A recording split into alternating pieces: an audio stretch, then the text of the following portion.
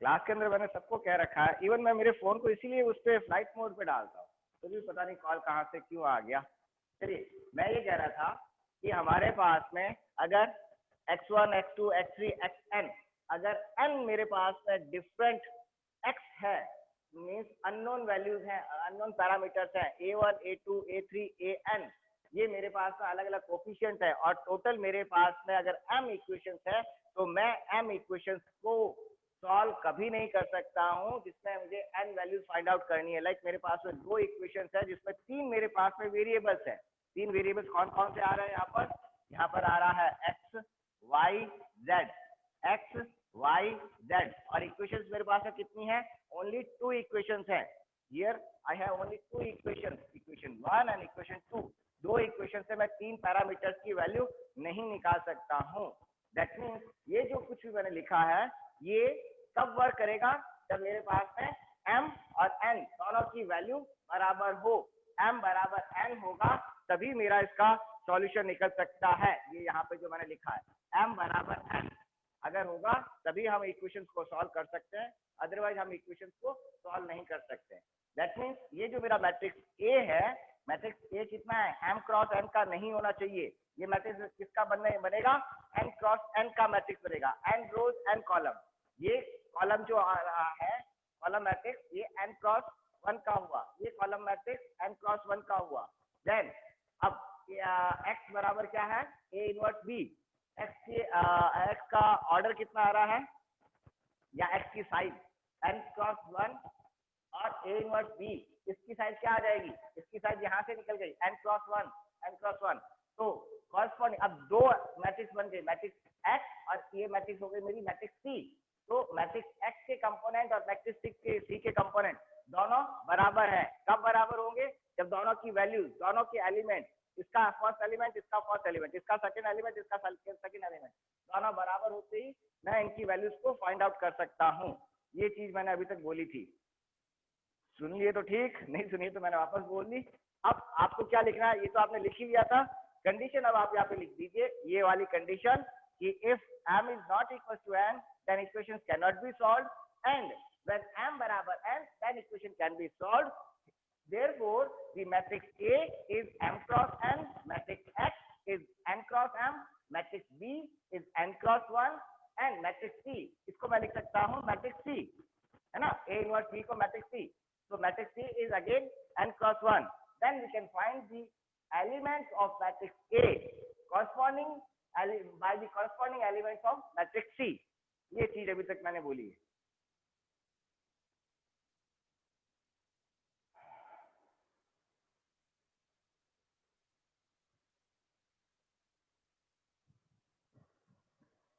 लिख लीजिए, फिर आगे स्टार्ट करूं। अब हम इसका एक एग्जांपल करते हैं so that थोड़ा सा इजीली समझ में आएगा।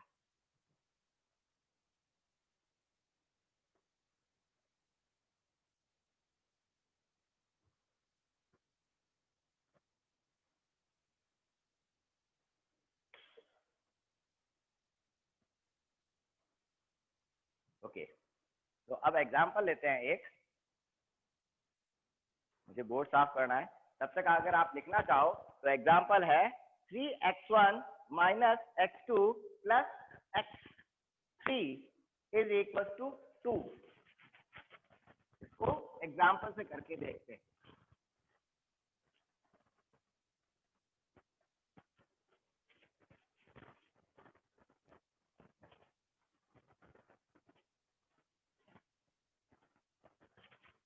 एग्जाम्पल क्या है हमारे पास में? एग्जाम्पल है क्या बोला था मैंने? 3x1 minus x2 plus x3 is equal to 2। Second equation है हमारे पास में 2x1 plus x2 is equal to 1, और थर्ड इक्वेशन है x1 plus 2x2 minus x3 is 3। ये तीन इक्वेशंस है। इन तीनों इक्वेशंस को हमको सॉल्व करना है और find the values of x1, x2 and x3। ये हमारा क्वेश्चन है, एक एग्जांपल है। तो अब इस एग्जांपल को करेंगे कैसे कि हम पहले इसको मैट्रिक्स फॉर्म में कन्वर्ट कर देते हैं। तो मैट्रिक्स ए हम डिफाइन कर लेते हैं, मैट्रिक्स एक्स निकाल लेते हैं और मैट्रिक्स बी निकाल लेते हैं। देन फिर ए का इनवर्स निकालते हैं, ए के इनवर्स को बी से मल्टीप्लाई कर देते हैं, तो मेरे पास में आंसर आ जाएगा। कैसे करेंगे हम इसको? इससे मैं मैट्रिक्स ए निकाल सकता हूँ। मैट्रिक्स ए जो अभी हमने किया था, मैट्रिक्स ए कितना आएगा, जो इसके कोफिशिएंट्स है उनका मैट्रिक्स बनेगा 3 -1 1 2 1 0। x3 यहाँ पे है ही नहीं, तो x3 का कंपोनेंट कितना मल्टीप्लाई कितना हुआ 0 1 2 -1 3 -1 1 2 1 0 1 2 -1। ये हो गया मैट्रिक्स ए। दूसरा मैट्रिक्स एक्स, मैट्रिक्स एक्स क्या हुआ x1 x2 x3। Matrix B क्या हुआ, मैट्रिक्स बी हुआ 2 1 3 2 1 3। ये मैट्रिक्स बी हो गया। तो जो अभी हमने किया था, तो सॉल्यूशन निकालने के लिए मेरे पास में क्या हुआ, मैट्रिक्स क्या बन गई इससे, ये बन गई मेरे पास में ax is equal to B. और जब मैं इसको सॉल्व करने के लिए मैंने क्या किया, दोनों तरफ मल्टीप्लाई किया, किससे, ए इनवर्स से। तो मेरे पास में आ गया x is equal to A inverse B. ठीक है, नाउ हमको अब क्या करना है, ए इनवर्स फाइंड आउट करना है।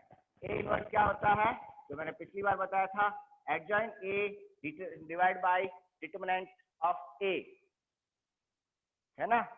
तो adjoint A divide by determinant A निकालना है अब हमको। तो या तो आप निकाल लो, और नहीं निकालते तो मैं फिलहाल इसको डायरेक्ट लिख देता हूँ। जब मैं इस एडजॉइंट ए इनवर्स की वैल्यू निकालता हूँ, तो ए इनवर्स की वैल्यू मेरे पास में आती है, मैं डायरेक्ट लिख रहा हूँ बिकॉज अब ऑलरेडी निकाल चुके हैं, पहले कर चुके हैं, इसलिए 0.5 माइनस 0.5 देन -1 0 सॉरी 2 -1 -1.5 3.5 एंड -2.5। ये मेरे पास में ए इनवर्स की वैल्यू आई। ठीक है, अब इस ए इनवर्स की वैल्यू को किससे मल्टीप्लाई करना है, बी से। बी क्या है, 2 1 कॉलम मैट्रिक्स 2 1 3। इसको 2 1 3 से मल्टीप्लाई कर देते हैं। जब 2 1 3 से मल्टीप्लाई करेंगे तो मेरे पास में x जो है, x किसके बराबर ए इनवर्स बी जो है वो आ जाएगा, और उसकी वैल्यू आ जाती है, उसकी वैल्यू आएगी 2 -3 7। ये मेरे पास में वैल्यू आएगी। जब ये वैल्यू मेरे पास में आएगी, now what is x? x is क्या है, x1 x2 x3। दो मैट्रिक्स आपस में बराबर हो रही है, तो याद करो जो फर्स्ट इसकी प्रॉपर्टी थी, वो फर्स्ट प्रॉपर्टी क्या है, जब दो मैट्रिक्स आपस में बराबर है तो उनके कॉरस्पॉन्डिंग एलिमेंट्स बराबर होंगे। उनके कॉरस्पॉन्डिंग एलिमेंट्स, यहाँ पर एलिमेंट्स कौन कौन से, यानी कि x1 बराबर होगा 2 के, x2 x3 है वो 7 के बराबर होगा, और x2 जो है वो -3 के बराबर होगा। तो मेरे पास में x1 x2 x3 की वैल्यू आ गई। क्या आ गया answer, x1 is equal to 2, x2 is equal to -3 and x3 is equal to 7। तो अब देखो हमारे पास में तीन इक्वेशंस थी, तीनों इक्वेशंस को हमने इजीली मैट्रिक्स मेथड से सॉल्व कर लिया। ये अभी तक हमने किया है, नोट डाउन कर लीजिए, कोई डाउट हो पूछ लीजिए।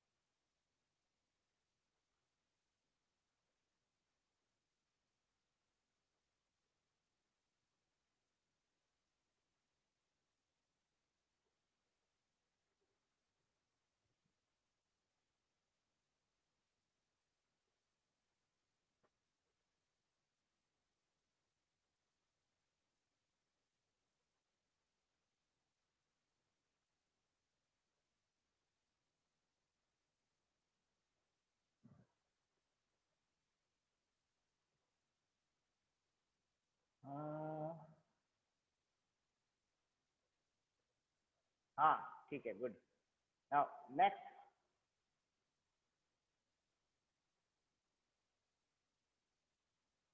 अब ये जो कुछ भी हमने किया, ये एग्जाम्पल जो मैंने लिया, इसको इससे कुछ फॉर्मूला हमारा डेवलप हो सकता है, और वो फॉर्मूला जो है वो कैमर्स रूल है। उस कैमर्स रूल को हम देखते हैं। What is Cramer's rule? यहाँ से हमारे पास में एक नया हम इस चीज को समझ सकते हैं, और वो कैमर्स रूल क्या आएगा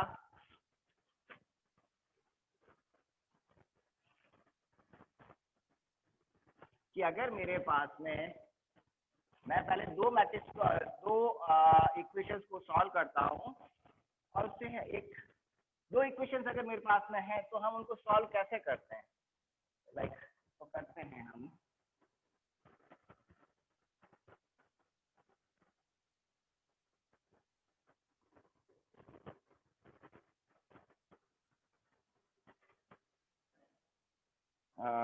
दो इक्वेशन, मैं ग्रामर रूल को डिफाइन करना है, तो ग्रामर रूल तो मैं बाद में बता रहा हूँ। पहले मेरे पास मान लीजिए इक्वेशन है A X plus B Y is equal to C, और एक दूसरी इक्वेशन है मेरे पास में P X plus Q Y is equal to R. ये मेरे पास में दो इक्वेशंस है, और इन इक्वेशन से मुझे एक्स और वाई की वैल्यू फाइंड आउट करनी है, जो हम ऑर्डिनरी स्कूल्स में करते हैं। क्या करेंगे, मैं फर्स्ट इक्वेशन को मैं मल्टीप्लाई कर देता हूँ क्यू से, सेकंड इक्वेशन को मैं मल्टीप्लाई कर देता हूँ बी से, और दोनों को मैं माइनस कर देता हूँ। इस फर्स्ट इक्वेशन को मैंने क्यू से मल्टीप्लाई किया, दूसरी इक्वेशन को मैंने बी से मल्टीप्लाई किया, तो क्या होगा, क्यू बी वाई हो जाएगा, यहाँ पर हो जाएगा क्यू बी वाई, और दोनों को जब माइनस करेंगे तो क्या हो जाएगा, वाई कैंसिल हो जाएगा, मेरे पास में ए आ जाएगा। कितना आ जाएगा, तब मेरे पास में जब मैंने इसको मल्टीप्लाई किया तो मेरे पास में हो गया A Q plus B Q Y is equal to C Q. यहाँ क्या आया, पी बी, अरे एक्स कहाँ गया, X, P B X plus B Q Y is equal to R B. दोनों को मैं क्या कर रहा हूँ, माइनस कर रहा हूँ। जब माइनस करूंगा तो मेरे पास में ये टर्म तो कैंसिल हो गई, मेरे पास में यहाँ पे x निकल गया, और वो x कितना है, जब इन दोनों को माइनस किया तो मेरे पास में x की वैल्यू आ गई क्या, C Q minus R B divide by A Q minus P B. ये मेरे पास में वैल्यू आती है। सिमिलरली अगर मैं इन इक्वेशंस को क्या करता हूँ, फर्स्ट इक्वेशन को p से मल्टीप्लाई कर देता हूँ, फर्स्ट को p से, सेकंड इक्वेशन को a से मल्टीप्लाई कर देता हूँ, और दोनों को माइनस कर देता हूँ। अब मैं इससे मल्टीप्लाई नहीं कर रहा हूँ, p और a से मल्टीप्लाई कर रहा हूँ। जब मैं p और a से मल्टीप्लाई करूंगा तो pa x, ये x कैंसिल हो जाएगा, y आ जाएगा, तो मेरे पास में इक्वेशन क्या आ जाएगी, y is equal to, y की वैल्यू क्या आ जाएगी, जब मैं इसको p से मल्टीप्लाई कर रहा हूँ तो ये हो जाएगा cp minus A R divide by, जो y का जो मल्टीप्लायर आ रहा है कितना, वो हुआ पीबी माइनस ए क्यू। ये इसका आंसर होता है। ठीक है, ये हम निकाल सकते हैं दो इक्वेशन से। अब इसी को अगर मैं मैट्रिक्स फॉर्मेट में लिख देता हूं तो इसका सॉल्यूशन मैं कैसे निकालूंगा, मैट्रिक्स फॉर्म में मैं इसको क्या लिखूंगा, इस इक्वेशन को, इसको मैंने लिखा capital A multiply by X is equal to B, ये लिखेंगे। ठीक है, तो इसको मैं लिखूंगा, क्या है, मैट्रिक्स ए क्या है, matrix A B P Q, A B P Q multiplied by किससे, मैट्रिक्स एक्स क्या है, X Y, X and Y is equal to किसके है, मैट्रिक्स सी आर। अब आप इस आंसर को देखो, ये जो आंसर आया हुआ है एक्स का, वो क्या आया हुआ है, C Q minus R B. तो मैं इस आंसर को, ये जो आंसर अभी हमारा निकला, एक्स का जो मान निकला, इसको मैं इस चीज को क्या लिख सकता हूँ, ये मेरी बेसिकली डिटरमिनेंट है, ये डिटरमिनेंट का रिजल्ट है। कहाँ, किसका रिजल्ट है, कि इसको अगर मैं लिखूं तो इसको मैं मैट्रिक्स फॉर्मेट में अगर कन्वर्ट करूं तो मैं इसको लिख सकता हूं, क्या क्या आएगा, सी और क्यू का मल्टीप्लाई हो रहा है, यानी कि सी यहाँ पर, क्यू मैं यहाँ पे लिख दूं, और आर और बी का मल्टीप्लाई हो रहा है, यानी बी यहाँ पे लिख दूं और आर यहाँ पे लिख दूं। अब देखो ये मेरी मैट्रिक्स डिटरमिनेंट है, ये डिटरमिनेंट का रिजल्ट है, क्या हुआ, D Q R B minus R B, ये ऊपर एक डिटरमिनेंट हुआ, नीचे भी इसी तरह का एक डिटरमिनेंट मुझे दिखाई दे रहा है, यहाँ पे क्या दिखाई दे रहा है, A B Q P, A B और क्यू पी मेरे पास में डिटरमिनेंट दिखाई दे रहा है, यही है, आई थिंक यही है, ये नहीं है, पी आगे आ रहा है, गलत लिख दिया,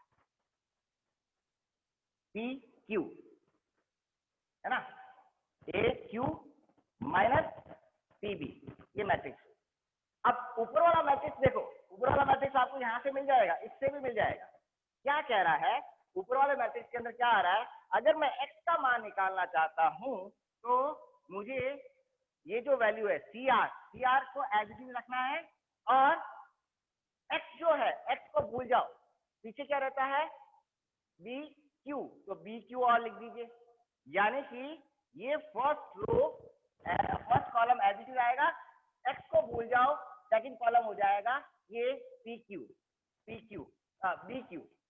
हो गया, डिवाइड बाई किससे करना है, A B divide by P Q, मुझे फिर इसका जो ये जो कंपोनेंट है, कंपोनेंट को मुझे ले लीजिए, वो मैं हो गया x का सॉल्यूशन, ये x की वैल्यू दे देगा। इसी तरह से y का अगर मैं मान निकाल रहा हूं तो जो y का मान आया था मेरे पास क्या आया, C P minus A R, that means C, ठीक है, इधर ए फिर पी और R, sorry R and P, CP minus A R divide by इसके हो रहा है ये, इसका डिटरमिनेंट क्या बनेगा, ये डिटरमिनेंट क्या बना, पी या तो पी लिखो, एक सेकंड कुछ गलत तो नहीं कर दिया मैंने,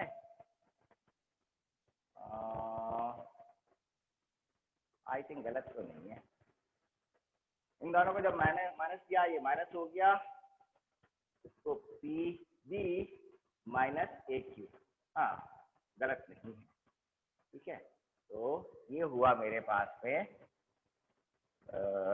बेसिकली मैं चाह रहा था यही मैट्रिक्स आए, ये मैट्रिक्स नहीं आ रहा है, कुछ गलत लिखा है क्या, एक सेकेंड, यहाँ आना चाहिए था ए बी डी, तो हाँ, तो चलो मैं इसको लिख लेता हूँ पहले, सही है, तो अब मेरे पास में मैट्रिक्स क्या बना ये P Q, okay, then P को किससे मल्टीप्लाई हो रहा है, बी से और ए से, ये मेरे पास में डिटरमिनेंट हो गया, नीचे वाला ये डिटरमिनेंट और ये डिटरमिनेंट दोनों में डिफरेंस क्या आ रहा है, यहाँ पर ए बी पी क्यू आ रहा है, यहाँ पर P Q by A B आ रहा है, तो अगर मैं इनको चेंज कर देता हूँ, दोनों रोज को आपस में इंटरचेंज करते तो साइन क्या हो जाएगा, माइनस साइन, तो मैंने इन दोनों रोज को चेंज कर दिया ऊपर नीचे, दैट मीन्स मैंने लिखा ए बी, नीचे आ गया पी क्यू, साइन क्या हो गया माइनस, ये माइनस साइन के साथ बन गया, तो ये हो गया मेरा मैट्रिक्स x का मान, ये मेरे पास में y का मान। अब y के मान में और x के मान को ध्यान से देखो, तो y के अंदर हमने क्या किया, इसको एज इट इज रखा, और अब मैंने ये मैट्रिक्स भी ली, सी आर और x, y का मान निकाल रहे हैं तो y को छोड़ दो, जो ये ए पी है ए पी ले लीजिए, ठीक है, और नीचे वाली जो मैट्रिक्स है वो कहां से आ रही है, ए बी पी क्यू, ये मेरे पास है डिनोमिनेटर वाली मैट्रिक्स होगी। अब ऊपर वाले को ये माइनस साइन मैंने यहाँ से निकाल के यहाँ लिया, चाहे तो मैं माइनस साइन को अंदर भी ले सकता हूँ, दैट मीन्स मैं इसको लिख सकता हूँ ए सी, इसको आगे ले लिया और सी को मैं पीछे ले लेता हूँ, सी आर, दोनों कॉलम्स को आपस में इंटरचेंज कर लिया, ये भी मैं कर सकता हूँ। तो किसी भी दो इक्वेशंस को सॉल्व करने के लिए मैं उनको मल्टीप्लाई करूं या वो करूं, उससे बढ़िया मैं मैट्रिक्स फॉर्म के अंदर भी इसको कर सकता हूँ। ये तो दो इक्वेशन थी, इजी थी, तीन इक्वेशन हो तब भी कर सकते हैं। अब यहाँ पर एक प्रॉब्लम है।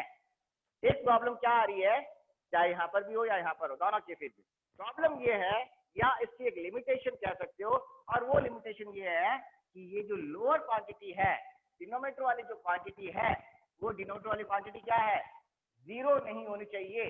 यानी कि A Q minus P B should not be equal to zero. Lower quantity should not be equal to zero. अगर डिनोमिनेटर वाली क्वांटिटी यानी कि ये जो मैट्रिक्स है, अगर ये मैट्रिक्स जीरो हो जाता है, ये मैट्रिक्स जीरो अगर हो जाता है तो x का मान कभी नहीं निकल पाएगा। यानी ये मैट्रिक्स जीरो नहीं होना चाहिए। सिमिलरली यहाँ पे भी मैट्रिक्स जीरो नहीं होना चाहिए। कौन सा मैट्रिक्स जीरो नहीं होना चाहिए, जो इसके कंपोनेंट से जो मैट्रिक्स बन रहा है, ये जो मैट्रिक्स बन रहा है ए बी पी क्यू, ये जीरो नहीं होना चाहिए। दैट मीन्स ये जो मैंने लिखा है मैट्रिक्स, ये मैट्रिक्स क्या होना चाहिए, नॉन सिंगुलर मैट्रिक्स होना चाहिए, नॉन सिंगुलर मैट्रिक्स होना चाहिए, तब मेरा आंसर निकल सकता है। और कैसे, इससे ये हमारा क्रैमर्स रूल डिफाइन होता है। हम इसको अभी आगे और लिख रहे हैं, फिलहाल आप यहां तक लिखो, फिर हम आगे लिखते हैं।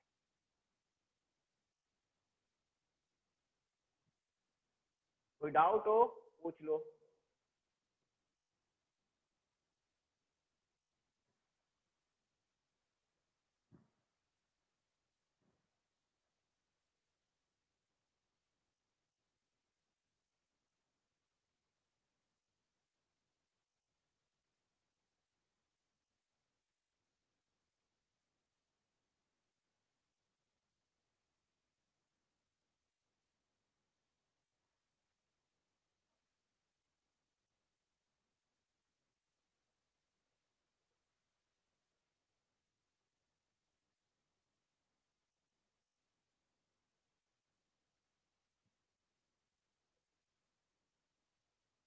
ओके, नाउ अब हम हमारा इस क्रैमर रूल को डिफाइन कर सकते हैं।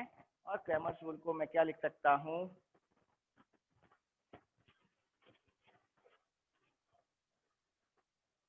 ये जो सब कुछ लिखा है इसी को मैं एक बार वापस लिख रहा हूँ, है ना, कुछ नया नहीं लिख रहा हूँ। मुझे बेसिकली माइनस साइन बाहर वाला ठीक लगता है ऑप्शन, बिकॉज क्या होता है अभी मैं बताता हूँ। आप अंदर भी लिखना चाहो तो दोनों रो और दोनों कॉलम्स को आप इंटरचेंज कर लीजिए, माइनस अंदर चला जाएगा, जो कि यहाँ पर मैंने किया है।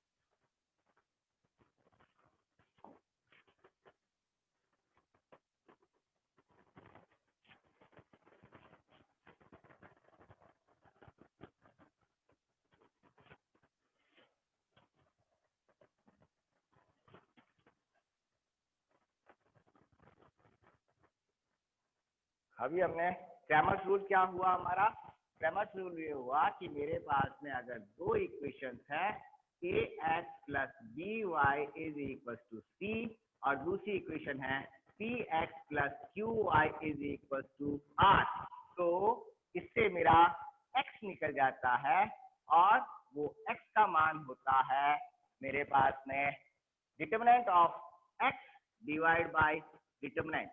इसको मैं इस फॉर्मेट में लिख सकता हूं, where determinant is determinant of matrix x upon determinant of matrix d, and y is equal to determinant of y divided by determinant of d, where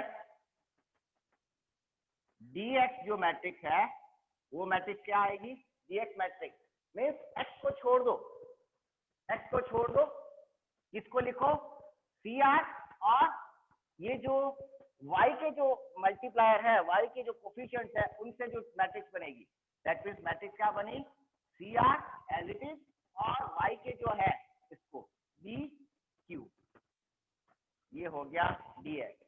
dy क्या होगा, dy y को छोड़ दो, CR और इसको उधर ले, दैट मीन्स ये हो जाएगा CR एंड ये उधर आया तो ये हो गया AQ।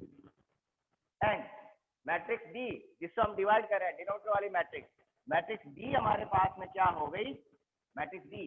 अब इसको छोड़ दो, एक्स वाई वाले जो मैट्रिक्स आ रही है, एक्स वाई के जो कोफिशिएंट्स है उनकी matrix, that is A B P Q, ये मेरे पास में हो गए। ये आंसर में अभी देखो, इससे पहले जो मैंने किया यहाँ पर इन दोनों को चेंज किया था, अगर मैं चेंज नहीं करता हूँ तो एक्स आएगा positive, first positive, second negative, फिर पॉजिटिव नेगेटिव जो मैंने पहले बताया था, c raise to power -1 raise to power i plus j। तो यहाँ पर ये जो वैल्यू है ये आएगी मेरी माइनस प्लस माइनस, इस तरह से चलेगा। ये मेरा है क्रैमर्स रूल। एंड कंडीशन क्या है यहाँ पे, कंडीशन क्या आ रही है कि determinant of D matrix is not equal to 0, that means matrix D is non singular matrix.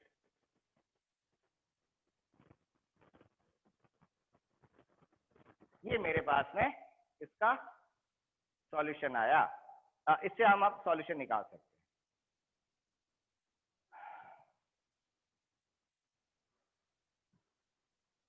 ठीक है, देख लीजिए, फिर एक क्वेश्चन छोटा सा करते हैं।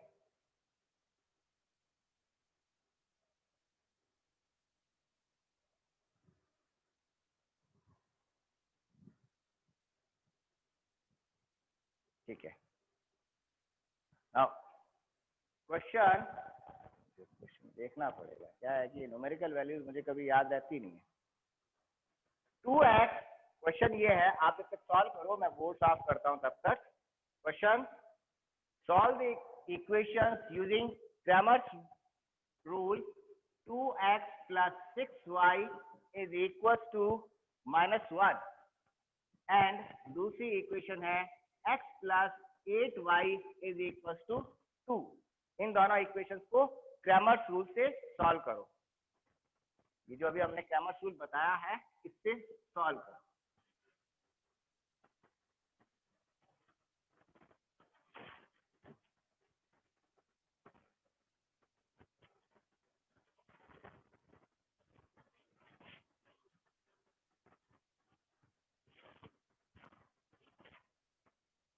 जब हम इसको सॉल्व करेंगे तो आप बताओ, आप मुझे लिख दीजिए आंसर क्या आएगा।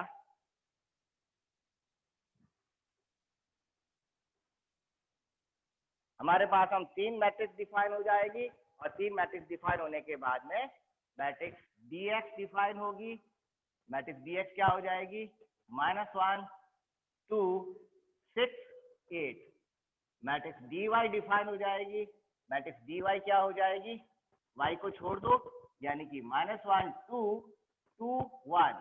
मैट्रिक्स d डिफाइन हो जाएगी। Matrix d is 2 6 1 8। अब इन तीनों मैट्रिक्स के डिटरमिनेंट निकाल लेता हूं। Determinant of x, determinant of x is -8 into 8, यानी कि -8 और -12, that is -20।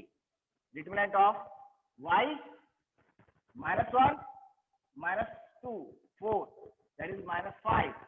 and determinant of matrix D, determinant of matrix D is 16 minus 6 is 10। so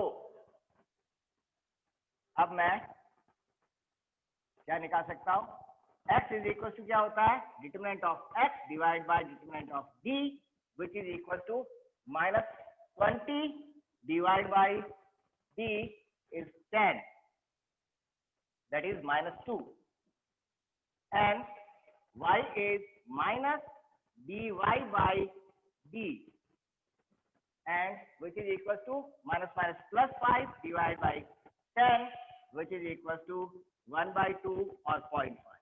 ये मेरे पास में x और y की वैल्यू आ गई, -2 and 0.5।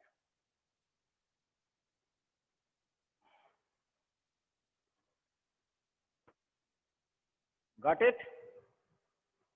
कर लो, ठीक है।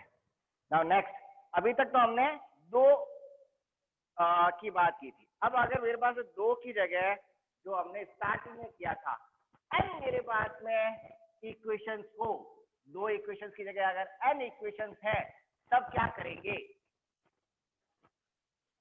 मेरे पास में एन इक्वेशंस है, एन इक्वेशंस है मीन्स मेरे पास में क्या लिखा हुआ है, मैं मैट्रिक्स फॉर्म में डायरेक्टली लिख रहा हूँ, A11, A12, A13, A1n, A21, A22, A23, A2n, फिर AN1। ध्यान रखना n क्रॉस n की बनेगी, अदरवाइज तो सॉल्यूशन ही नहीं निकलेगा।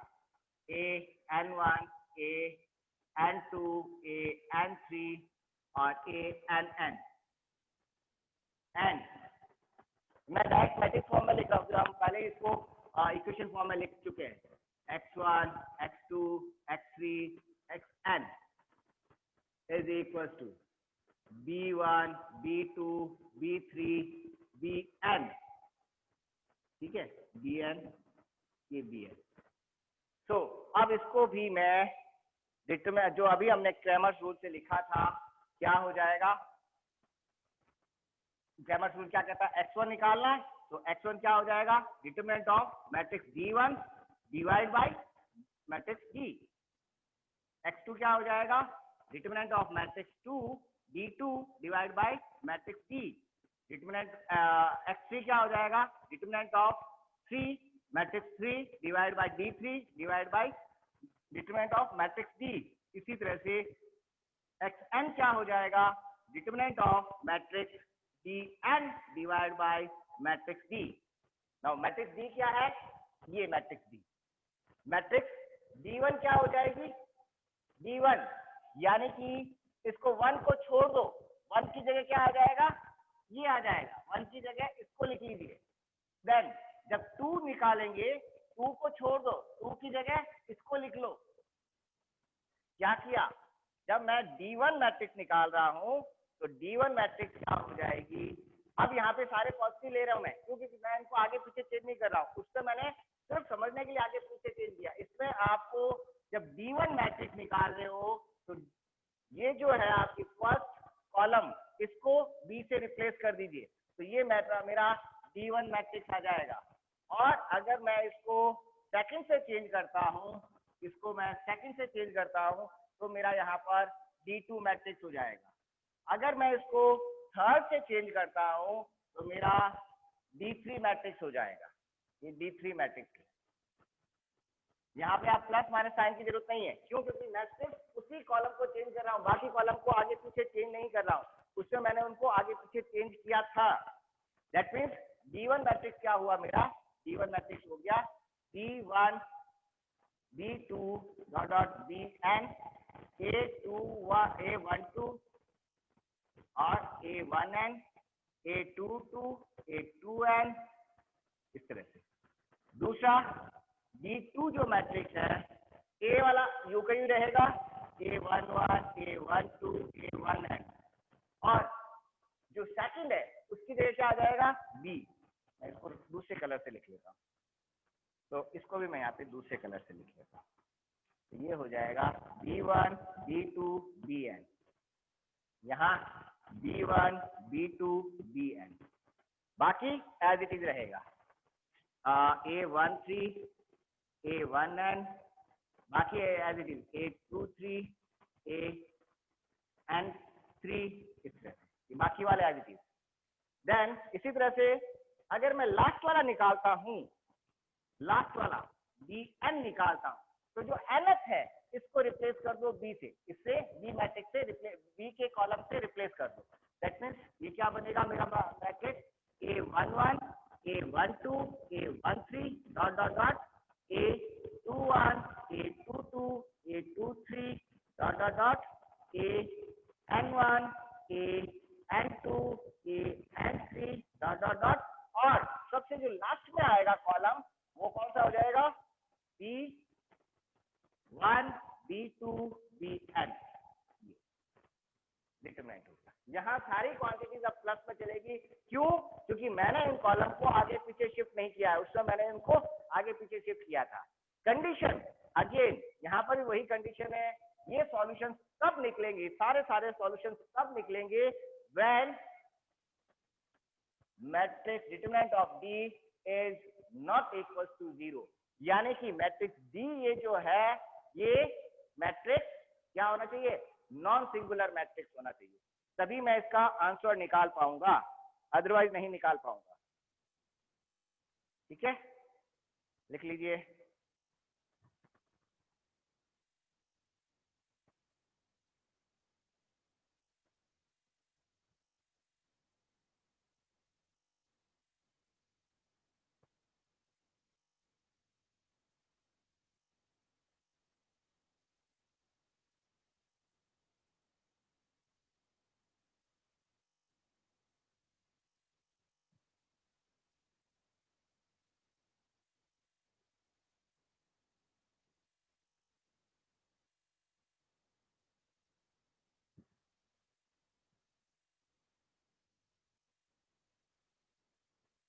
हो गया, अब छोड़ दीजिए, चलो ठीक है। तो अब यहाँ पे देखो हमने दो मेथड कर लिए। कौन कौन से मेथड? दो आज हो गए। पहला मेथड जो हम नॉर्मली काम में लेते हैं जिसको कहते हैं गॉसियन एलिमिनेशन मेथड। और गॉसियन एलिमिनेशन मेथड क्या था कि फर्स्ट इक्वेशन को आपने सेकंड इक्वेशन के कंपोनेंट से मल्टीप्लाई किया, आपने y काट दिया था, तब दोनों को ऐड, दोनों को जब सब्ट्रैक्ट किया तो y कट गया, फिर दोनों को जब आपने दूसरे कोएफिशिएंट से मल्टीप्लाई किया तो आपका x कट गया और y की वैल्यू आ गई, तो वो कहलाता है गॉसियन एलिमिनेशन मेथड। वो अभी हमने वापस में स्कूल में पढ़ चुके थे। और दूसरा जो अभी हमने किया वो है हमारा क्रैमर्स रूल। अब क्रैमर्स रूल अच्छा है, ये वाला नो डाउट अच्छा है, बट इसके साथ लिमिटेशन क्या है? एक तो d शुड नॉट बी 0, दूसरा एक मेजर कंडीशन ये है कि ये मैट्रिक्स जितनी ज्यादा कॉम्प्लेक्स होगी, इसमें 4x4 10x10, तब उस केस में डिटरमिनेंट निकालना हमारे लिए मुश्किल हो जाता है। याद करो आपने खुद ने निकाला था 4x4 का डिटरमिनेंट, तब उस केस में 4x4 का डिटरमिनेंट थोड़ा सा टीडियस हो जाता है, निकाल तो सकते हैं लेकिन टीडियस हो जाता है। तो ये अच्छा है अप टू 3x3 की मैट्रिक्स पे अगर हम अप्लाई करते हैं तो हमें कोई ज्यादा दिक्कत नहीं आती है, लेकिन 3x3 से बड़ी अगर मैट्रिक्स होती है तो थोड़ी सी करने में दिक्कत होती है। निकाल तो सकते हैं, आंसर आ जाएगा। एक क्वेश्चन छोटा सा है, वो मैं आपको लिख के देता हूँ, आप करना, मैं नहीं करूंगा। क्वेश्चन है 2x minus 3y, Cramer's rule से आपको सॉल्व करना है। क्वेश्चन क्या है? क्वेश्चन है 2x minus 3y plus 4z is equal to 1 and second equation है x plus 6z is equal to 0 and third equation है 3x minus 2y is equal to 5। इसको आपको सॉल्व करना है। नेक्स्ट क्लास के अंदर इसका सॉल्यूशन आप मुझे बताएंगे। तो आज की क्लास यहीं पे हम ओवर करते हैं। आप थक जल्दी जाते हो? मैं भी थक जाता हूँ, बहुत पसीना इस रूम के अंदर, हवा सर्कुलेशन नहीं होती है।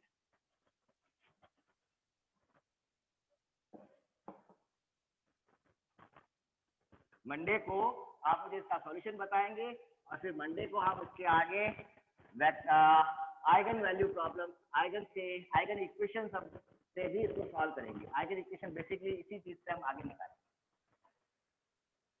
ठीक है, चलिए ठीक है भाई, ओके। एक सेकंड मुझे इसका वो लेने दो स्क्रीनशॉट, फिर ये रहेगा स्क्रीनशॉट नहीं लिया। यहाँ पर पढ़ाने से ज्यादा है ना, ये चीजें मायने रखती है।